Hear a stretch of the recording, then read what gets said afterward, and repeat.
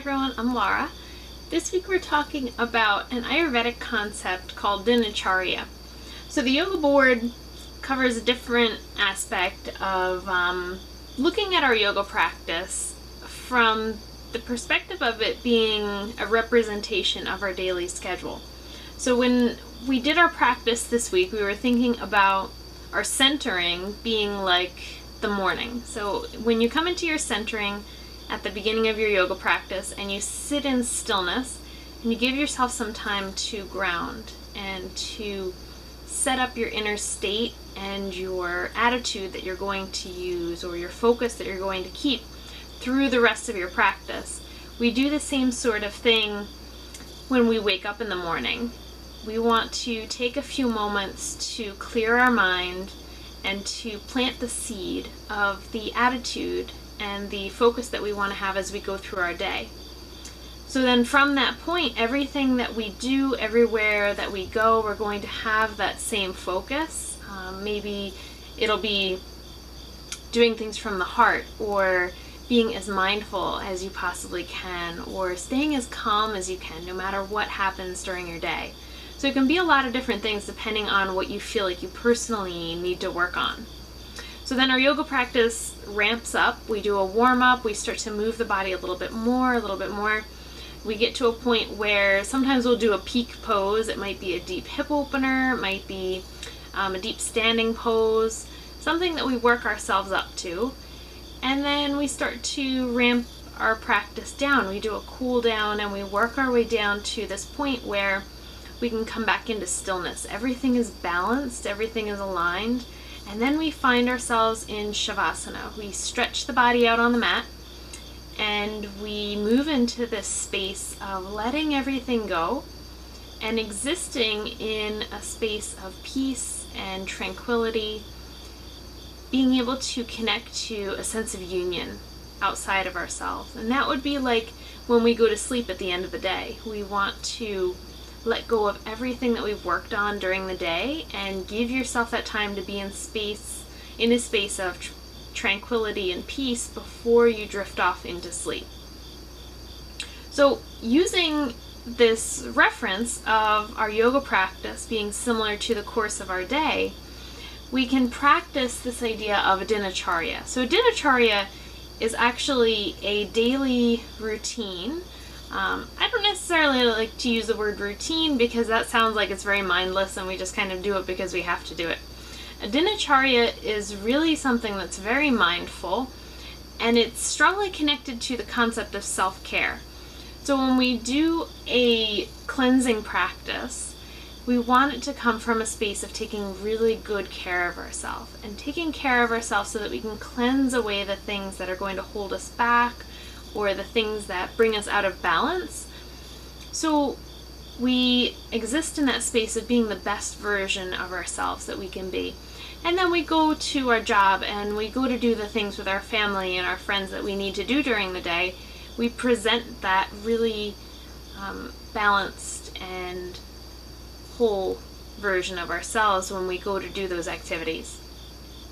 So this dinacharya is an Ayurvedic concept. And Ayurvedic medicine, or the science of Ayurveda, is the sister science to yoga. Yoga we think of as more of the physical practice or the internal practice, breathing, meditation, but Ayurveda is the sister science, or the medical aspect, if you will, that goes along with yoga.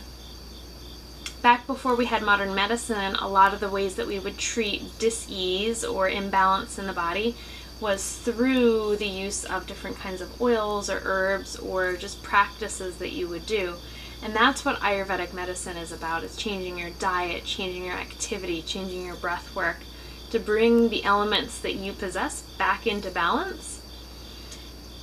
So the thing that I love the most about Ayurvedic medicine is that it's a preventative system. It's very different from the healthcare system that we currently live under, because everything is about treating disease. In our healthcare system, you go to the doctor when something is wrong, you go to the doctor when you're sick, when it gets to the point where it is unmanageable and you need somebody else's help. Whereas Ayurvedic medicine looks at the person when they're healthy and says, how can we stay in this space of health? How can we keep you as an individual in balance? And every person under the system is a little bit different. There's no one size fits all prescription with this, because we know different people have different personalities. Some people are a little bit more fiery, some people are very grounded, some people are very spacey, they're dreamers. So depending on what your personal composition is, you would have a different practice to keep you balanced versus somebody else. So it really just makes a lot of sense to me. And I love the fact that it's so preventative, because the world that we live in today really doesn't put enough stock in prevention rather than cure. So this practice, this Dinacharya, is about deciding for you what you need to do on a daily basis, how you need to structure your day to keep you in balance. And the most important part of the Dinacharya is your morning routine. Because just like your yoga practice, when you do your centering and you set your attitude or your intention for the rest of your practice, when you do your morning Dinacharya, you're setting up your internal state and your mindset for everything else that you're going to do during the day. So it has a really profound effect on your whole daily experience. And I wrote a list of some things here that can make up the Ayurvedic components of this. So it might look something like, you wake up. Ideally, you're waking up before the sun is up. That's the prime time for you to be up and to start doing your practice. It's a very introspective time of day. Once the sun comes up, it's a more external focus on doing things and going places. So that space before the sun comes up, it's very peaceful. It's a very special time of day. So ideally, you would wake up at that time, and you would empty your bowels and your bladder. Make sure that there is space inside your body and you're not carrying around things that are toxic or that you've used already and you need to release. So the first thing is you make space in the body. And then your practice from there is really something that you can personalize. If you have any kind of nasal issues, you might want to use a neti pot, which I love doing in the winter to make sure that I don't get a cold. You might drink hot water with lemon. You might do a meditation practice. That's a really important component of this, your morning meditation practice, to get your mind clear, to cleanse your mind. It might include a hatha yoga practice to get your body physically ready for your day. It might include an oil massage to make sure that your muscles are loose and you feel like you've done something to take really good care of yourself and to kind of pamper your skin a little bit before your day. There are really a huge amount of things that you could choose to include in this, and it's going to be very personal to what you feel like you need in the morning to really cleanse yourself and prepare adequately for the day. Once you figure out what those core things are, then you want to find a level of consistency. And we want that consistency to create a morning ritual for yourself. And I use the word ritual because I feel like when you think of a ritual, it's something that you do that has an element of sacredness and mindfulness, that you're not going to just phone it in and do it because you have to get it done. You're brushing your teeth really quick while you're making coffee and you're trying to get your clothes ready. That kind of rushed attitude in the morning is going to set you up to feel rushed the whole rest of the day and to be absorbed in your thoughts in other places than what you're doing and the things that you're experiencing at that moment. So when you start your Dinacharya and you are brushing your teeth, because we have to brush our teeth anyway, but you're brushing your teeth in a way that you're thinking about taking really good care of yourself, and you're thinking about the whole experience, the smell of the toothpaste, the feeling of the brush against your gums, the temperature of the water that you were using, the whole experience. And knowing that by doing that, you're taking really good care of yourself. You're keeping your teeth healthy so that you're able to eat, so that you don't get cavities, so that you don't get infections. Taking good care of your gums actually has an impact on your heart health. So it really has a ripple effect to everything else. But it can be anything. When you're taking a shower, it's the same thing. As you're showering, don't think about what you have to do later. Keep your mind focused on what it feels like to take a shower and how you're taking such good care of yourself as you wash your hair and as you wash your body. So that way you're ready for the rest of your day and you've cleansed away all of that worry and internal junk that you might be carrying with you, but as well as the external junk. We want to practice that observance of cleanliness, internal and external cleanliness in our yoga practice. So a lot of this is keeping away toxins that might accumulate, because when those things start to accumulate, at first you might not notice it, but eventually it's going to accumulate to the point where it has an effect on something. It's going to break something down. It's going to put you out of balance. And when you're out of balance, that's when you end up with dis-ease or something that is screaming for your attention. When we ignore the little signals, then our body will start to yell louder and louder and louder until we eventually can't ignore it. So hopefully through an Ayurvedic practice, we avoid that point. If something is slightly out of balance, we notice it and we adjust our schedule accordingly, we adjust our practice accordingly, we get it back into balance before our body starts to scream at us. So depending on your dosha, you'll have different things that'll get out of balance, but I'll cover that in a different video. So the stability of the routine is going to give you something of comfort. Again, that ritual, the rituals that we do in life are something that give us comfort. The rituals that we practice for holidays, the rituals that we practice during birth or weddings or death, they're all things that give structure to our life, and it's very comforting when you go through those structures and you have that experience. So we can create that on a daily level with our Dinacharya practice. The morning practice is probably going to be the longer one, but once you finish that practice and you go about your day, so you go out the door and you are this cleansed and light version of yourself. So you're going to feel like you have more energy to do whatever your morning work is. You go to work or you're taking care of your family, whatever that task might be, and then you get to lunchtime. And lunchtime is this little break in our day to recuperate and to feed your body.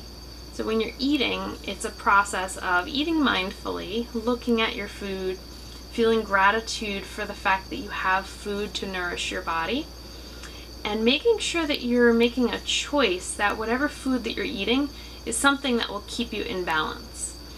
If you are someone who tends to be of the kapha composition, the heavy grounded composition, and you are eating, fettuccine Alfredo, something really heavy every day, all the time, it's probably something that's going to make you out of balance, and it's going to make you feel heavier and sluggish and out of balance in that way. So make sure that it's something that's going to make you feel more balanced. During the middle of the day, our digestive fire, our Agni, is at the highest. So that's when you can eat the largest meal of your day. That's when you can consume the most calories or whatever is the most difficult to digest. And then after you eat your lunch, you want to give yourself a space to rest, because physically, after you eat, blood goes to your stomach to help with that process of digestion and then moving the nutrients that you just absorbed throughout your body. If you go right back into activity, then it doesn't give your body that opportunity to properly digest your food. So try that if you can. It's a little bit difficult depending on your work and your family demands, but see if you can at least carve that out, even if it's on a weekend. Start to work that into your schedule. Going for a walk after you're eating is a great way to help with that digestive process and just calm yourself down and give yourself some space while you're digesting. So then you go back into your afternoon and you finish whatever work you have for the day, and hopefully in the afternoon you don't experience that slump that sometimes likes to rear its head around 2:30, 3 in the afternoon, because you've taken your space for lunch and you've fed yourself something that was really healthy and balanced, and then you gave yourself that digestion time. So you get through your afternoon and you get to evening time And for dinner, you want to do something a little bit lighter, because for dinner, you aren't going to have as much time to digest your food before you're going to sleep. So something a little bit lighter, and again, a type of food that's going to keep your dosha in balance. And then same process that you followed at lunch. You're going to give yourself some space to rest after you eat, and maybe take a little walk or do a gentle asana practice, and then give yourself some space for meditation before you do your actual progression to go into bed and go to sleep. That evening meditation is very important, and it's good to do some sort of a cleansing meditation before you go to bed, so that you can let go of any toxins, any toxic thoughts, any worries, any physical tension that might have accumulated in your body as you were doing your day-to-day work. And that gives you a clear space that you can move into sleep with. And one of the concepts that I talked to my students about this week was a really interesting video from Dr. Wayne Dyer. And he says that the few minutes right before you go to sleep are a critical point in your day, because you're setting your subconscious to have a certain focus, and you're going to soak that in for the next 8 hours or however long you're sleeping for. So we can use that as a really powerful tool. Most of the time, right before we go to sleep, we might be recapping what went on during our day. A lot of times we get hung up on the things that went wrong or that we didn't like. So you don't want to let your mind get stuck on that before you go to sleep.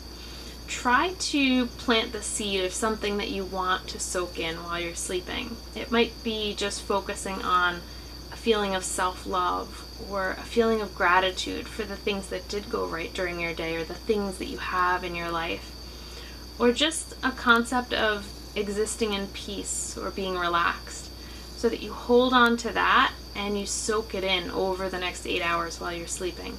That's going to put you in a much nicer space that when you wake up in the morning, you're going to go right into your Dinacharya routine, and you're going to have that space of self-care and love already in place before you even do any of that stuff. It'll make it even more powerful. So when you do your yoga practice, think about this concept of ritual versus habit. Letting your practice be something that doesn't go into that space of being mindless, especially when you do poses that are very regularly found in your practice. Things like downward facing dog or warrior two or child's pose. Things that you do over and over and over in your practice. Let them be just as mindful as every other component in your practice. Or thinking about the transitions in between the poses, not even the poses themselves, but that space where you're moving in and out of poses, just as important as the pose themselves. So give that just as much mindfulness and just as much concentration as when you find yourself fully in the pose.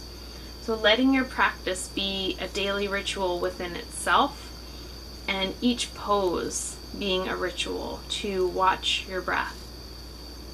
So the practice that I taught this week was a flow, and a traditional sense of the flow, in the fact that it was a pose sequence that built upon itself. So we started out with one pose, and then we added two poses, went right back to the beginning, did those two poses, added one more, went right back to the beginning.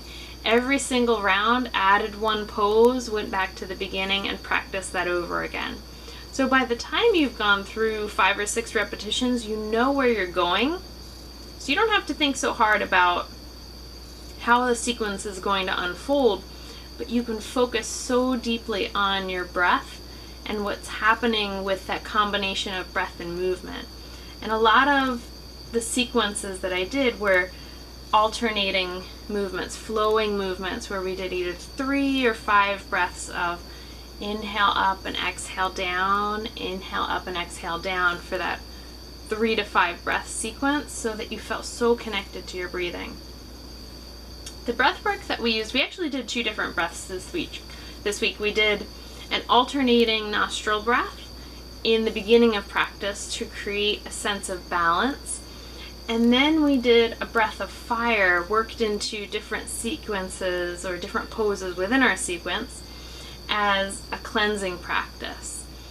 And those two breaths together help to create a balance within themselves, because the alternate nostril breath is going to balance out the masculine and feminine and create a sense of calm and grounding, whereas the breath of fire is going to create a stronger sense of energy and lift you up and wake you up during the center of your practice, when you're at that peak point in your practice. So it's interesting to use the tools that we have in yoga to create balance, or to create that flow, that progression of increasing the effort, decreasing the effort, bringing yourself down to shavasana. The mudra that we used this week is Apana mudra, which is the middle two fingers touching the thumb. And I picked this mudra because it's a mudra of cleansing and a mudra of balance. We also practiced a few Kundalini Kriyas in our practice this week, because a Kriya itself is made to cleanse a certain area of the body physically, but also to cleanse a certain energy in the body, a certain chakra or a certain feeling that might be stuck or stagnant. And those are really helpful to cleanse something that's holding us down, or something that's heavy or blocked. We did a few Kriyas at the beginning of the practice to create that free flow of energy, and then we went into our vinyasa flow of building up pose by pose by pose. So it was a very deep mindful practice, and a really nice, gentle way to move the body in all different directions and create that free flow of energy, so that toxins can't get stuck anywhere. So I hope that you will watch the next video in this sequence, so that you can join us for our practice to work on Dinacharya on our mat, as well as making it a concept that you draw into your daily routine. So thank you so much for joining me. Namaste.